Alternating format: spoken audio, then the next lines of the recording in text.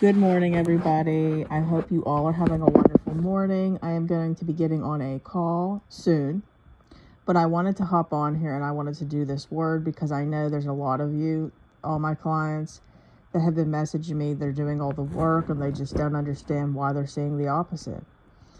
And basically, I went on to say, to all of them that you have to understand when God gives you a promise. Let's say the promise is you're going to have complete healing in your body. Expect the doctors to tell you there's no hope. If you are looking for a financial breakthrough, God tells you that you are going to have a financial breakthrough. Expect your finances to get low. If God is telling you he's going to restore your marriages, expect your marriage to be falling apart. If God told you your spouse is going to be redeemed, expect them to be going mad. Okay? This is just what it is, guys. Expect the opposite. God promises your child is going to be redeemed. Your child's going to be delivered, from the pig pen, like the prodigal son. Expect them to be on the loose. Maybe a daughter that's a prostitute. Expect the son to be out drinking like the prodigal son, carrying on and doing all God knows what. Okay? Expect the opposite, guys. Okay? And this isn't God. When God gives a promise, the enemy's coming in to show you the opposite. What happened with Moses? God tells Moses to go tell Pharaoh, let my people go. He knew darn well, God knew when he gave him that order, okay, that instruction, that Pharaoh wasn't going to let his people go. As a matter of fact, Pharaoh was going to do the opposite, okay, and it was going to be hard on Moses. He knew all that, okay, but what was it doing? What was it doing? Okay, read Deuteronomy chapter 8, verses 2 through 5. All that was going on was seeing what was in Moses' heart. It was building Moses, producing endurance, strengthening him, building his character, developing him, and the same thing's happening with you guys, okay?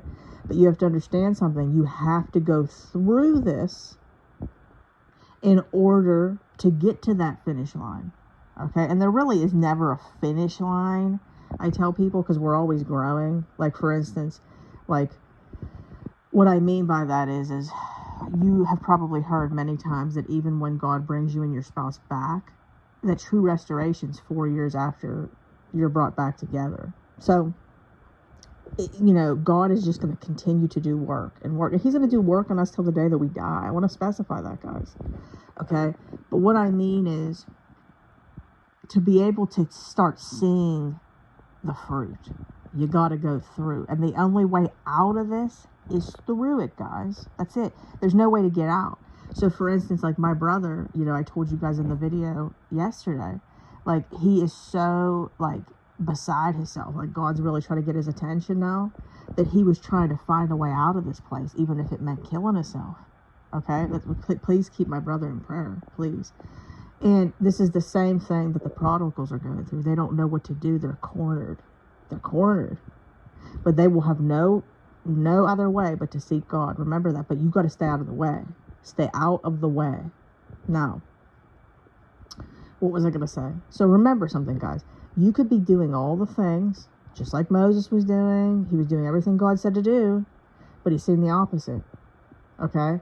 But there was purpose behind it, and expect to see the opposite. Because think about it. If God just gives a promise and you see it, are you going to get the effect that you would get if you didn't? Think about it. When you see those seas part, you're going to know that God is God.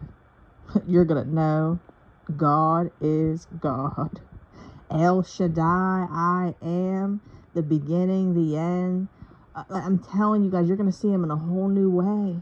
But you can't see him in that way until you get to that place. And I'm telling you right now, he is my best friend. He comes before anybody. Anybody. He's my bestest friend. And that wouldn't have happened if I didn't go through this. So I just want to put that out there. I love you all so much. I will be back on here later after some of my calls.